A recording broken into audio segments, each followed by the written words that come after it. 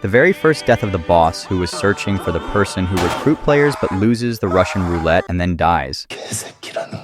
But then the salesman dies himself when Ji-hun play Russian roulette with him playing fairly, accepting his fate.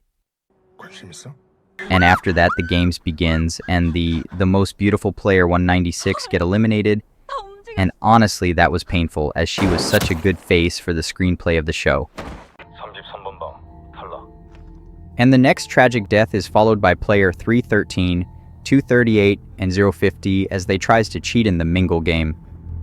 They really thought they got away, but no way the Gourds would let them to be alive.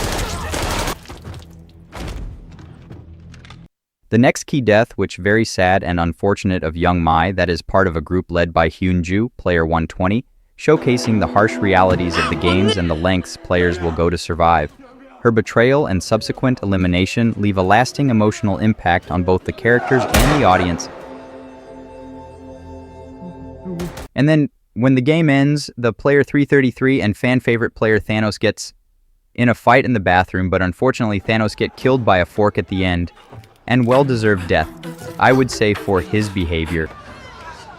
And then, due to the cowardly behavior of the player 125, the player 380 dies. Ruthlessly by the attacker. Player 125 could have saved her, but he was a piece of shit. And lastly, player 390, the friend of Ji-hun. They get betrayed by the player 001, and then the Ji-hun lost his friend at the episode 7, which is purely evil and sad. The deaths in Squid Game Season 2 aren't just shocking moments, they're stark reminders of real-life truths.